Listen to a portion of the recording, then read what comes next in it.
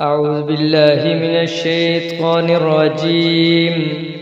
بسم الله الرحمن الرحيم. الحمد لله الذي خلق السماوات والأرض وجعل الظلمات والنور ثم الذين كفروا بربهم يعدلون. هو الذي خلقكم من طين ثم قضى أجلا وأجل مسمى عنده ثم أنتم تمترون. وهو الله في السماوات وفي الأرض يعلم سركم وجهركم ويعلم ما تكسبون. وما تأتيهم من آية من آيات ربهم إلا كانوا عنها معرضين. فقد كذبوا بالحق لما جاءهم فسوف يأتيهم أنباء ما كانوا به يستهزئون. ألم يروا كم أهلكنا من قبلهم من قرن مكناهم في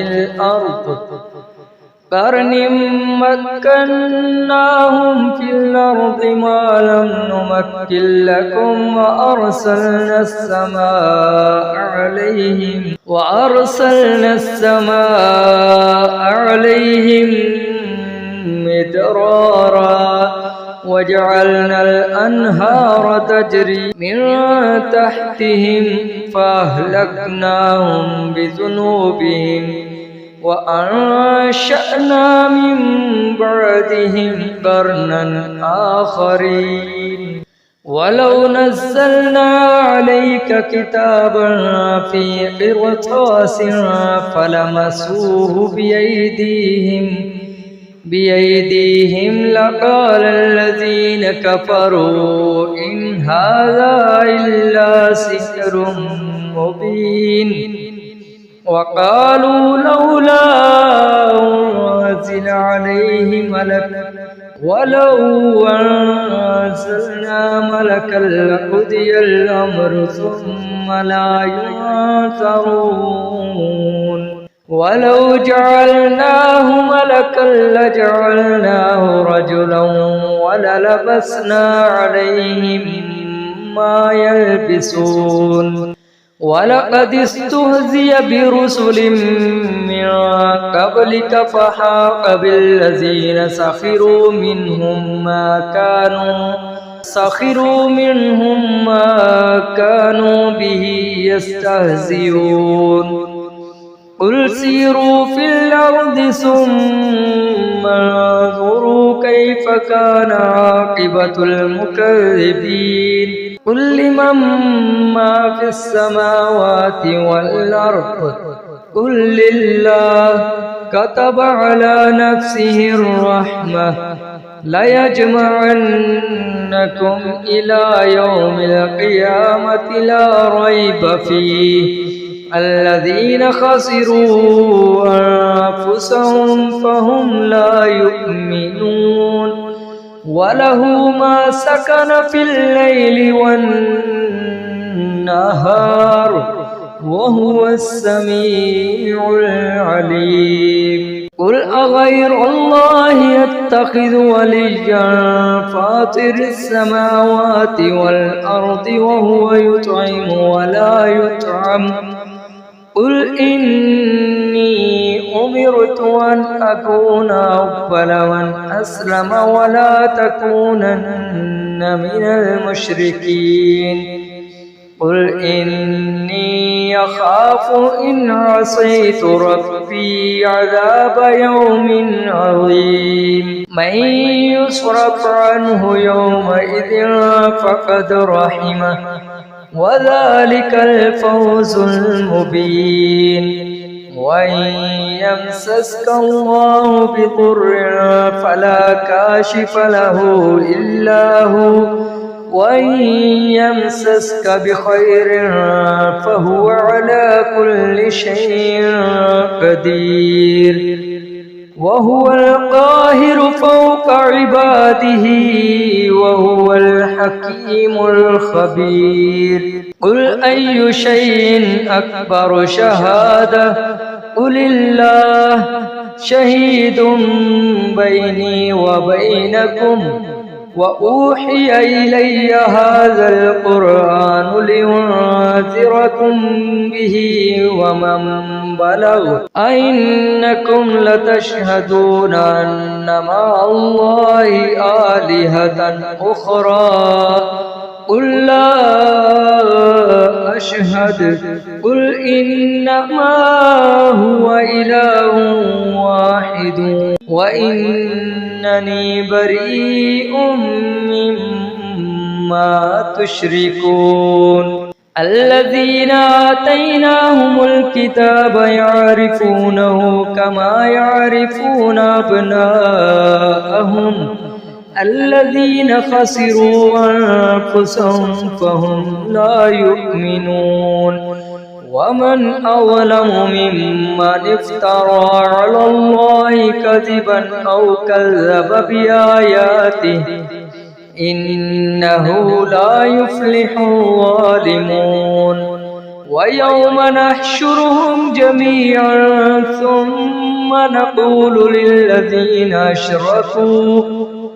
ثم نقول للذين أشركوا أين شركاؤكم الذين كنتم تزعمون ثم لم تكن فتنتهم إلا أن قالوا والله ربنا ما كنا مشركين انظر كيف كذبوا على أنفسهم وضل عنهم ما كانوا يفترون ومنهم من يستمع إليك وجعلنا على قلوبهم أكنة أن يفقهوه وفي آذانهم وقرا وإن يروا كل آية لا يؤمنوا بها حتى إذا جاءوك يجادلونك يقول الذين كفروا إن هذا إلا أساطير الأولين وهم ينهون عنه وينأون عنه وإن يهلكوا إلا أنفسهم وما يشعرون ولو ترى إذ وقفوا على النار فقالوا يا ليتنا نرد ولا نكذب بآيات ربنا ونكون من المؤمنين بل بدا لهم ما كانوا يخفون من قبل ولو ردوا لعادوا لما نهوا عنه وإنهم لكاذبون وقالوا إن هي إلا حياتنا الدنيا وما نحن بمبعوثين ولو ترى إذ وقفوا على ربهم قال أليس هذا بالحق قالوا بلى وربنا قال فذوقوا العذاب بما كنتم تكفرون قد خسر الذين كذبوا بلقاء الله حتى إذا جاءتهم الساعة بغتة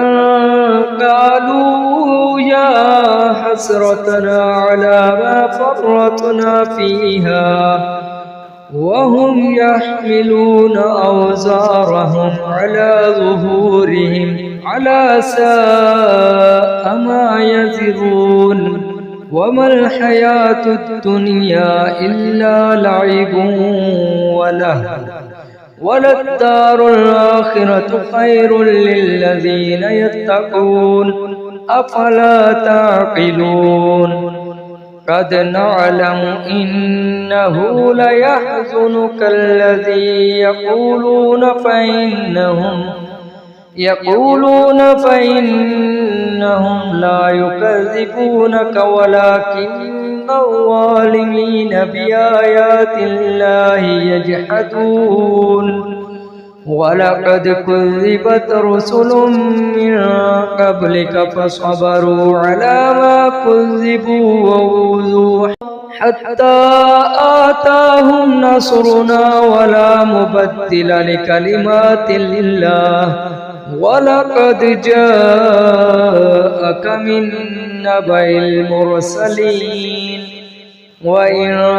كان كبر عليك إعراضهم فإن استطعت أن تبغي نفقا في الأرض أو سلما في السماء فتأتيهم بآية ولو شاء الله لجمعهم على الهدى فلا تكونن من الجاهلين إنما يستجيب الذين يسمعون والموتى يبعثهم الله ثم إليه يرجعون وقالوا لولا نزل عليه آية من ربه قل إن الله قادر على أن ينزل آية ولكن أكثرهم لا يعلمون وما من دابة في الأرض ولا طائر يطير بجناحيه إلا أمثالكم ما فرطنا في الكتاب من شيء ثم إلى ربهم يحشرون والذين كذبوا بآياتنا صم وبكم في الظلمات من يشاء الله يضلله ومن يشاء يجعله على صراط مستقيم قل أرأيتكم إن أتاكم عذاب الله أو أتتكم الساعة وغير الله تدعون إن كنتم صادقين بل إياه تدعون فيكشف ما تدعون إليه إن شاء وتنسون ما تشركون ولقد أرسلنا إلى من قبلك فأخذناهم بالبأساء والضراء لعلهم يتضرعون فلولا إذ جاءهم بأسنا تضرعوا ولكن قست قلوبهم وزين لهم الشيطان ما كانوا يعملون فلما نسوا ما ذكروا به فتحنا عليهم أبواب كل شيء حتى إذا فرحوا بما أوتوا أخذناهم بغتة فإذا هم مبلسون فقطع دابر القوم الذين ظلموا والحمد لله رب العالمين قل أرأيتم إن أخذ الله سمعكم وأبصاركم وختم على قلوبكم من إله غير الله يأتيكم به انظر كيف نصرف الآيات ثم هم يصدفون قل أرأيتكم إن أتاكم عذاب الله بغتة أو جهرة هل يهلك إلا القوم الظالمون وما نرسل المرسلين إلا مبشرين ومنذرين فمن آمن وأصلح فلا خوف عليهم ولا هم يحزنون والذين كذبوا بآياتنا يمسهم العذاب بما كنتم يفسقون قل لا أقول لكم عندي خزائن الله ولا أعلم الغيب ولا أقول لكم إني ملك إن أتبع إلا ما يوحى إلي قل هل يستوي الأعمى والبصير أفلا تتفكرون وأنذر به الذين يخافون أن يحشروا إلى ربهم ليس لهم من دونه ولي ولا شفيع لعلهم يتقون ولا تطرد الذين يدعون ربهم بالغداة والعشي يريدون وجهه ما عليك من حسابهم من شيء وما من حسابك عليهم من شيء فتطردهم فتكون من الظالمين وكذلك فتنا بعضهم ببعض ليقولوا أهؤلاء من الله عليهم من بيننا أليس الله بعالم بالشاكرين وإذ جاءك الذين يؤمنون بآياتنا فقل سلام عليكم كتب ربكم على نفسه الرحمة أنه من عمل منكم سوءا بجهالة ثم تاب من بعده وأصلح فأنه غفور رحيم وكذلك نفصل الآيات ولتستبين سبيل المجرمين قل إني نهيت أن أعبد الذين تدعون من دون الله قل لا أتبع أهواءكم قد ضللت إذا وما أنا من المهتدين قل إني على بينة من ربي وكذبتم به ما عندي ما تستعجلون به إن الحكم إلا لله يقص الحق وهو خير الفاصلين قل لو أن عندي ما تستعجلون به لقضي الأمر بيني وبينكم والله أعلم بالظالمين وعنده مفاتح الغيب لا يعلمها إلا هو ويعلم ما في البر والبحر وما تسقط من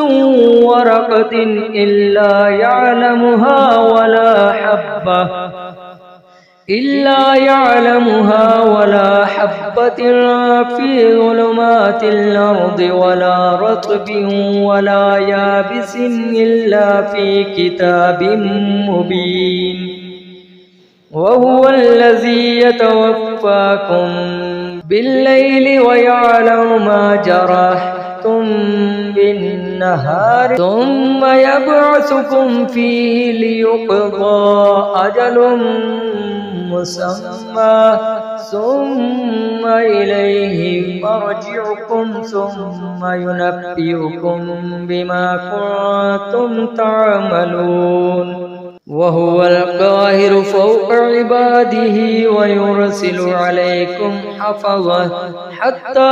إذا جاء أحدكم الموت توفته رسلنا وهم لا يفرطون ثم ردوا إلى الله مولاهم الحق ألا له الحكم وهو أسرع الحاسبين قل من ينجيكم من ظلمات البر والبحر تدعونه تضرعا وخفية لئن أنجانا من هذه لنكونن من الشاكرين قل الله ينجيكم منها ومن كل كرب ثم أنتم تشركون قل هو القادر على أن يبعث عليكم عذابا من فوقكم أو من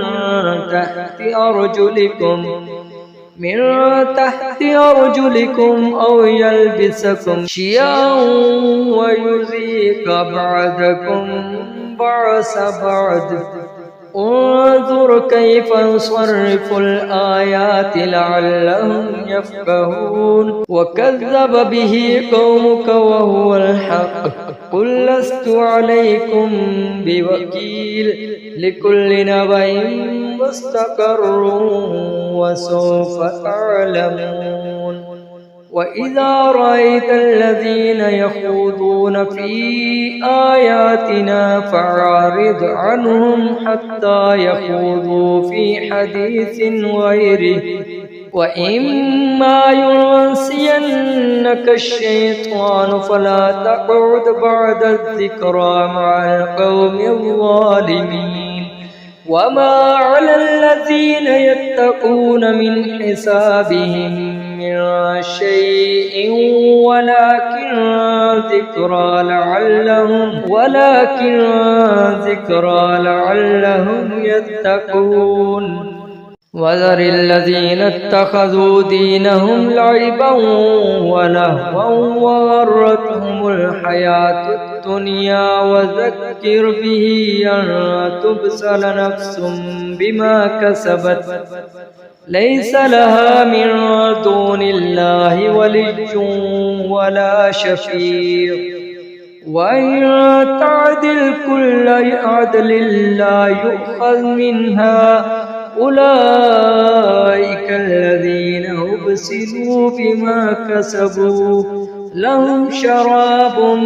من حميم وعذاب أليم بما كانوا يكفرون قل أندعو من دون الله ما لا ينفعنا ولا يضرنا ونرد على أعقابنا بعد إذ هدانا الله كالذي استهوته الشيطان في الأرض حيران له أصحاب يدعونه إلى الهدى ائتنا قل إن هدى الله هو الهدى وأمرنا لنسلم لرب العالمين وأن أقيموا الصلاة واتقوه وهو الذي إليه تحشرون وهو الذي خلق السماوات والأرض بالحق ويوم يقول كن فيكون قوله الحق وله الملك يوم ينفخ في الصور عالم الغيب والشهادة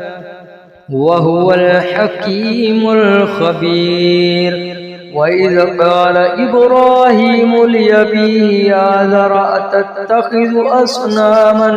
آلهة إني أراك وقومك في ضلال مبين. وكذلك نري إبراهيم ملكوت السماوات والأرض وليكون من الموقنين. فلما جن عليه الليل رأى كوكبا قال هذا ربي. فلما أفل قال لا أحب الآفلين. فلما رأى القمر بازغا قال هذا ربي. فلما أفل قال لئن لم يهدني ربي لأكونن من القوم الضالين. فلما رأى الشمس بازغة قال هذا ربي هذا أكبر. فلما أفلت قال يا قوم إني بريء مما تشركون إني وجهت وجهي للذي فطر السماوات والأرض حنيفا وما أنا من المشركين. وحاجه قومه قال تحاجوني في الله وقد هدان ولا أخاف ما تشركون به إلا أن يشاء ربي شيئا وسع ربي كل شيء علما أفلا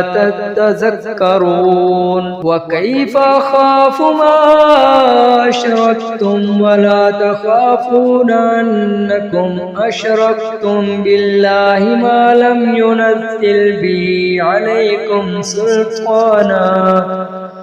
فأي الفريقين أحق بالأمن إن كنتم تعلمون. الذين آمنوا ولم يلبسوا إيمانهم بظلم أولئك لهم الأمن وهم مهتدون. وتلك حجتنا آتيناها إبراهيم على قومه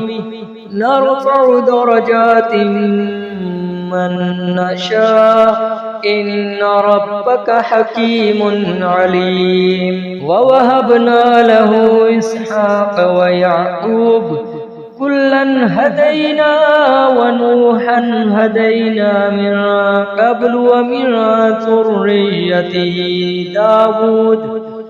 داود وسليمان وأيوب ويوسف وموسى وهارون وكذلك نجزي المحسنين. وزكريا ويحيى وعيسى وإلياس كل من الصالحين وإسماعيل واليسع ويونس ولوطا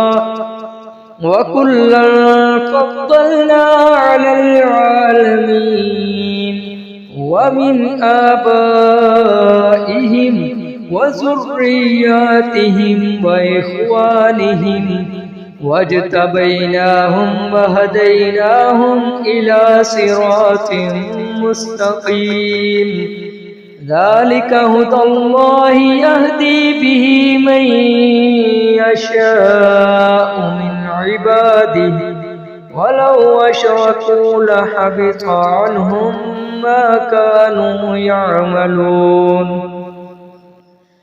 أولئك الذين آتيناهم الكتاب والحكم والنبوة فإن يكفر بها هؤلاء فقد وكلنا بها قوما ليسوا بها بكافرين أولئك الذين هدى الله فبهداه مقتده قل لا أسألكم عليه أجرا إن هو إلا ذكرى للعالمين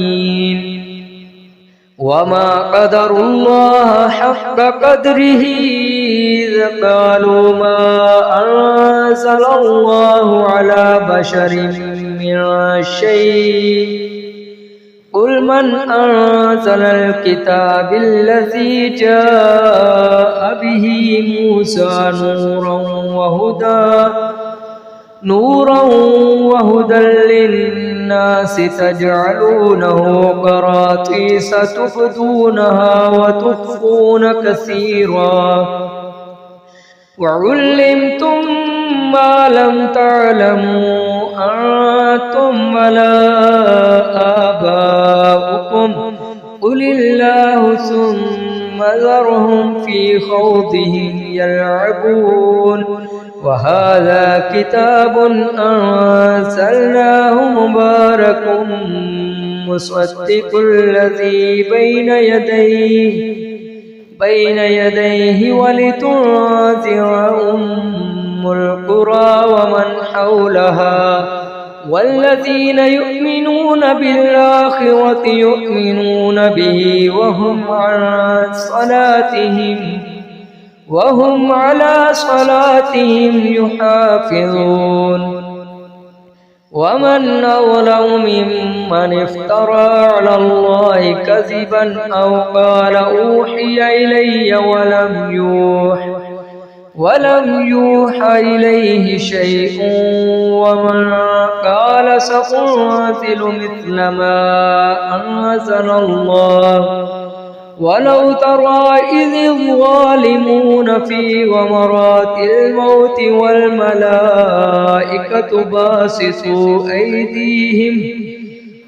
باسطوا أيديهم أخرجوا أنفسكم اليوم تجزون عذاب الهون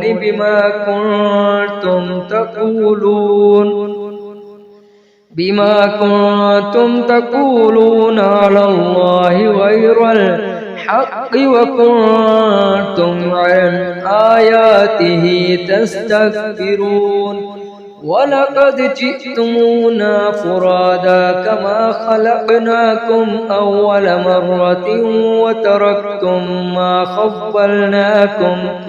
وتركتم ما خولناكم وراء ظهوركم وما نرى معكم شفعاءكم الذين زعمتم أنهم فيكم شركاء لقد تقطع بينكم وضل عنكم ما كنتم تزعمون إن الله خالق الحب والنوى يخرج الحي من الميت ومخرج الميت من الحي ذلكم الله فأنى تؤفكون فالق الإصباح وجعل الليل سكنا والشمس والقمر حسبانا ذلك تقدير العزيز العليم وهو الذي جعل لكم النجوم لتهتدوا بها في ظلمات البر والبحر قد فصلنا الآيات لقوم يعلمون وهو الذي أنشأكم من نفس واحدة فمستقر ومستودع قد فصلنا الآيات لقوم يفقهون وهو الذي أنزل من السماء ماء فأخرجنا به نبات كل شيء فأخرجنا منه خضرا نخرج منه حبا متراكبا ومن النخل من طلعها قنوان دانية وجنات من أعناب والزيتون والرمان متشابها وغير متشابه انظروا إلى ثمره إذا أثمر وينعه إن في ذلك لآيات لقوم يؤمنون وجعلوا لله شركاء الجن وخلقهم وخرقوا له بنين وبنات بغير علم سبحانه وتعالى عما يصفون بديع السماوات والأرض أنى يكون له ولد ولم تكن له صاحبة وخلق كل شيء وهو بكل شيء عليم ذلكم الله ربكم لا إله إلا هو خالق كل شيء فاعبدوه وهو على كل شيء وكيل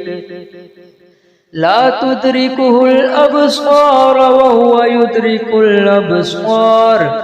وهو اللطيف الخبير قد جاءكم بصائر من ربكم فمن أبصر فلنفسه ومن عمي فعليها وما أنا عليكم بحفيظ وكذلك نصرف الآيات وليقولوا درست ولنبينه لقوم يعلمون اتبع ما أوحي إليك من ربك لا إله إلا هو وأعرض عن المشركين ولو شاء الله ما أشركوا وما جعلناك عليهم حفيظا وما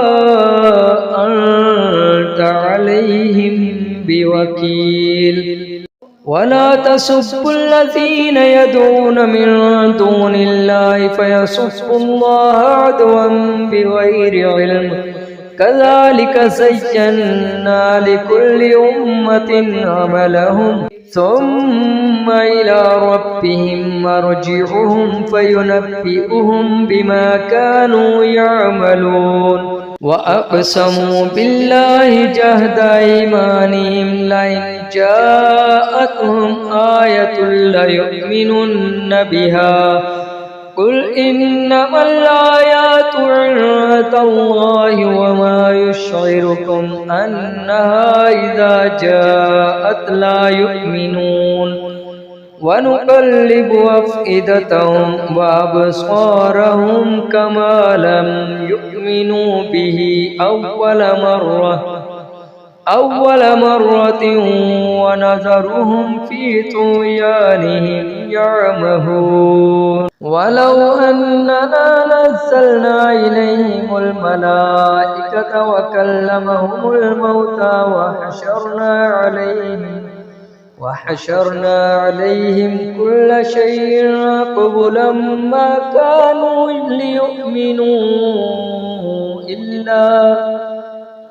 ليؤمنوا إلا أن يشاء الله ولكن أكثرهم يجهلون وكذلك جعلنا لكل نبي عدوا شيطانا للإنس والجن يوحي بعضهم إلى بعض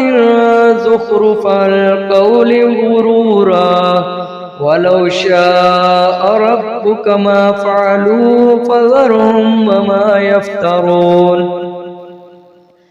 ولتصغى إليه أفئدة الذين لا يؤمنون بالآخرة وليرضوه وليقترفوا ما هم مقترفون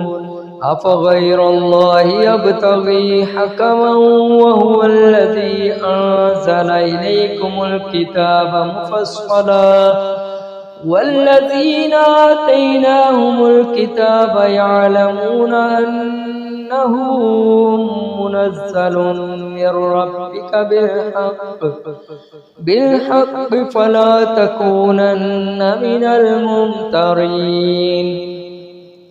وتمت كلمة ربك صدقا وعدلا لا مبدل لكلماته وهو السميع العليم وإن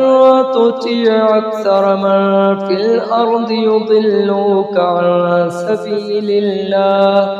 إن يتبعون إلا الظن وإن هم إلا يخرصون إن ربك هو عالم من يضل عن سبيله وهو عالم بالمهتدين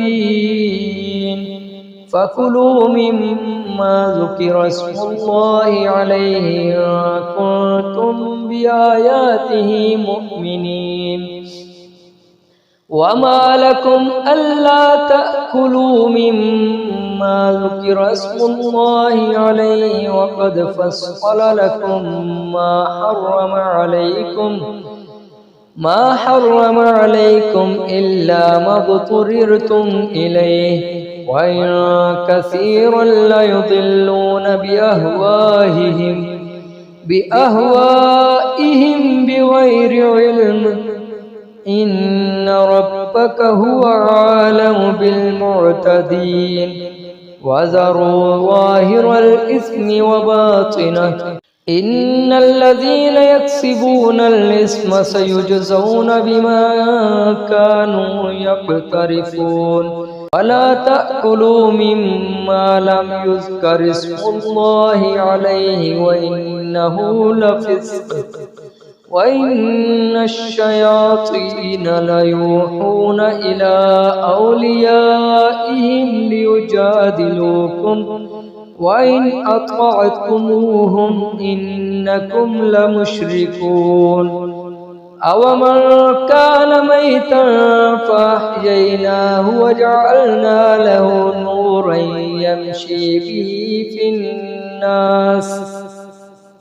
نورا يمشي به في الناس كمن مثله في الظلمات ليس بخارج منها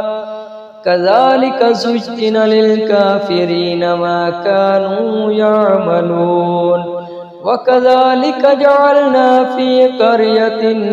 أكابر مجرميها ليمكروا فيها وما يمكرون إلا بأنفسهم وما يشعرون وإذا جاءتهم آية قالوا لن نؤمن حتى مثل ما أوتي رسل الله أعلم حيث يجعل رسالته سيصيب الذين أجرموا صغار عند الله وعذاب شديد بما كانوا يمكرون فمن يرد الله أن يهديه يشرح صدره للإسلام ومن يرد أن يضله يجعل صدره ضيقا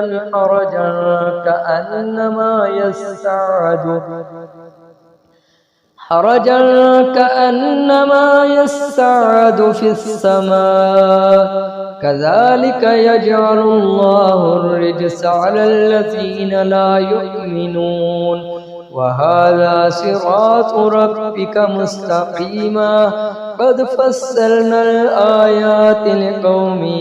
يذكرون لهم دار السلام عند ربهم وهو وليهم بما كانوا يعملون ويوم يحشرهم جميعا يا معشر الجن قد استكثرتم من الإنس وقال أولياؤهم من الإنس ربنا استمتع بعضنا ببعض وبلغنا أجلنا الذي أجلت لنا قال النار مثواكم خالدين فيها إلا ما شاء الله إن ربك حكيم عليم وكذلك نولي بعض الظالمين بعضا بما كانوا يكسبون يا معشر الجن والإنس ألم يأتكم رسل منكم يقصون عليكم آياتي وينذرونكم لقاء يومكم هذا قالوا شهدنا على أنفسنا وغرتهم الحياة الدنيا شهدوا على أنفسهم أنهم كانوا كافرين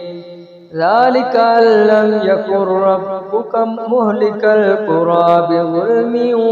وأهلها غافلون ولكل درجات مما عملوا وما ربك بغافل عما يعملون وربك الغني ذو الرحمة إن يشأ يذهبكم ويستخلف من بعدكم ما يشاء كما أنشأكم من ذرية قوم آخرين إنما توعدون لآت وما أنتم بمعجزين قل يا قوم اعملوا على مكانتكم إني عامل فسوف تعلمون من تكون له عاقبة الدار إنه لا يفلح الظالمون وجعلوا لله مما ذرأ من الحرث والأنعام نصيبا فقالوا هذا لله بزعمهم وهذا لشركائنا فما كان لشركائهم فلا يصل إلى الله وما كان لله فهو يصل إلى شركائهم ساء ما كانوا يحكمون وكذلك زين لكثير من المشركين قتل أولادهم شركاؤهم ليردوهم وليلبسوا عليهم دينهم ولو شاء الله ما فعلوه فذرهم وما يفترون وقالوا هذه أنعام وحرث حجر لا يطعمها إلا من نشاء بزعمهم وأنعام حرمت ظهورها وأنعام لا يذكرون اسم الله عليها افتراء عليه سيجزيهم بما كانوا يفترون وقالوا ما في بطون هذه الأنعام خالصة لذكورنا ومحرم على أزواجنا وإن يكن ميتة فهم فيه شركاء سيجزيهم وصفهم إنه حكيم عليم قد خسر الذين قتلوا أولادهم سفها بغير علم وحرموا ما رزقهم الله افتراء على الله قد ضلوا وما كانوا مهتدين وهو الذي أنشأ جنات معروشات وغير معروشات والنخل والزرع مختلفا أكله والزيتون والرمان متشابها وغير متشابه كلوا من ثمره إذا أثمر وآتوا حقه يوم حصاده ولا تسرفوا إنه لا يحب المسرفين ومن الأنعام حمولة وفرشا كلوا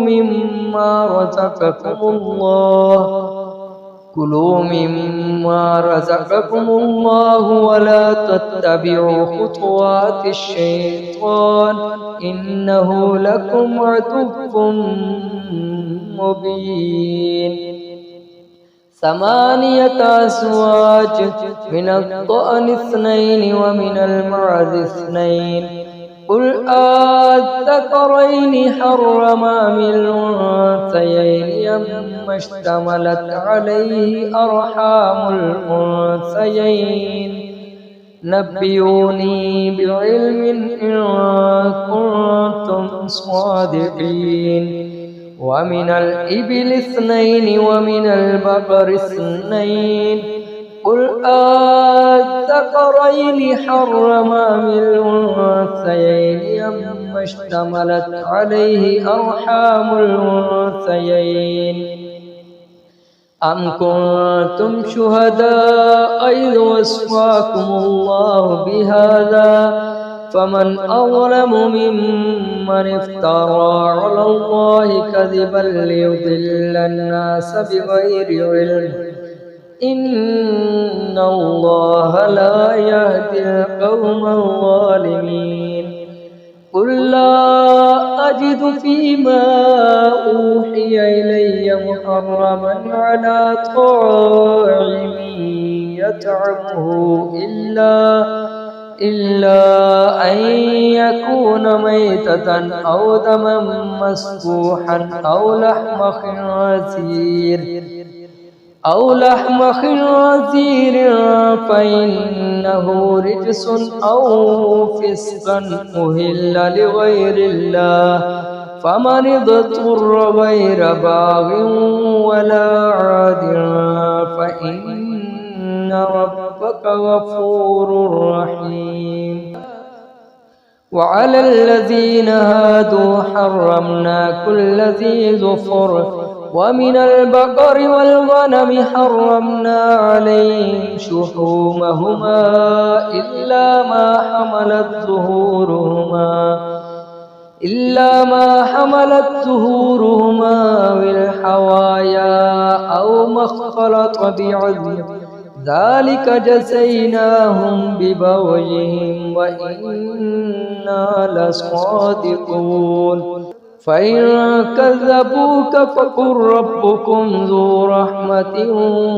واسعة ولا يرد بأسه عن القوم المجرمين سيقول الذين أشركوا لو شاء الله ما أشركنا ولا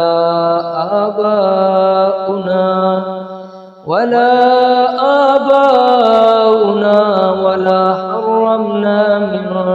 شيء كذلك كذب الذين من قبلهم حتى ذاقوا بأسنا قل هل عندكم من علم فتخرجوه لنا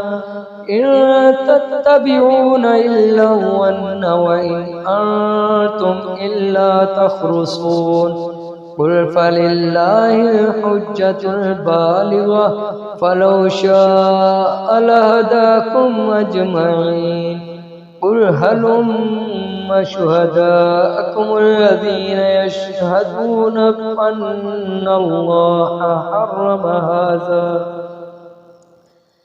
فإن شهدوا فلا تشهد معهم ولا تتبع أهواء الذين كذبوا بآياتنا والذين لا يؤمنون بالآخرة وهم بربهم يعدلون قل تعالوا أتل ما حرم ربكم عليكم ألا تشركوا به شيئا وبالوالدين إحسانا ولا تقتلوا أولادكم من إملاق نحن نرزقكم وإياهم ولا تقربوا الفواحش ما ظهر منها وما بطن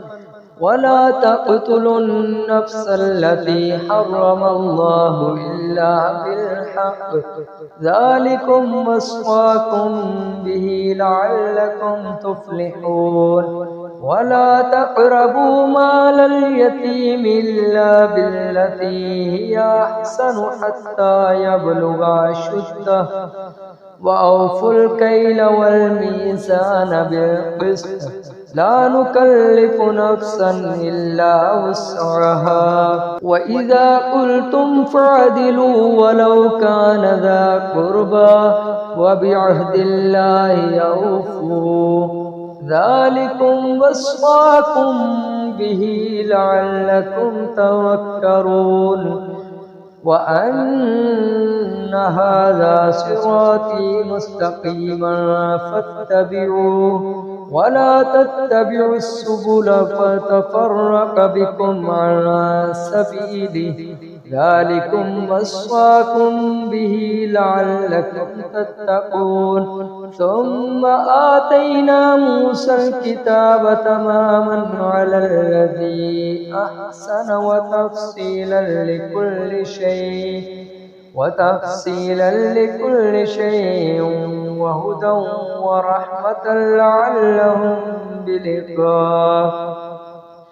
ورحمة لعلهم بلقاء ربهم يؤمنون وهذا كتاب أنزلناه مبارك فاتبعوه واتقوا لعلكم ترحمون أن تقولوا إنما أنزل الكتاب على طائفتين من قبلنا وإن كنا عن دراستهم لغافلون أو تقولوا لو أنا أنزل علينا الكتاب لكنا أهدى منهم فقد جاءكم بينة من ربكم وهدى ورحمة فمن أظلم ممن كذب بآيات الله وصدف عنها سيجزي الذين يصدفون عن آياتنا سوء العذاب بما كانوا يصدفون هل ينظرون إلا أن تأتيهم الملائكة أو يأتي ربك أو يأتي بعض آيات ربك يوم يأتي بعض آيات ربك لا ينفع نفسا إيمانها لم تكن آمنت من قبل أو كسبت في إيمانها خيرا قل انتظروا إنا منتظرون إن الذين فرقوا دينهم وكانوا شيعا لست منهم في شيء إنما أمرهم إلى الله ثم ينبئهم بما كانوا يفعلون من جاء بالحسنة فله عشر أمثالها من جاء بالحسنة فله عشر أمثالها ومن جاء بالسيئة فلا يجزى إلا مثلها وهم لا يظلمون قل إنني هداني ربي إلى صراط مستقيم دينا قيما ملة إبراهيم حنيفا وما كان من المشركين قل إن صلاتي ونسكي ومحياي ومماتي لله رب العالمين لا شريك له وبذلك أمرت وأنا أول المسلمين قل أغير الله أبغي ربا وهو رب كل شيء ولا تكسب كل نفس إلا عليها ولا تزر وازرة وزر أخرى ثم إلى ربكم مرجعكم فينبئكم بما كنتم فيه تختلفون وهو الذي جعلكم خلائف الأرض ورفع بعضكم فوق بعض درجات ليبلوكم فيما آتاكم إن ربك سريع العقاب وإنه لغفور رحيم صدق الله العظيم.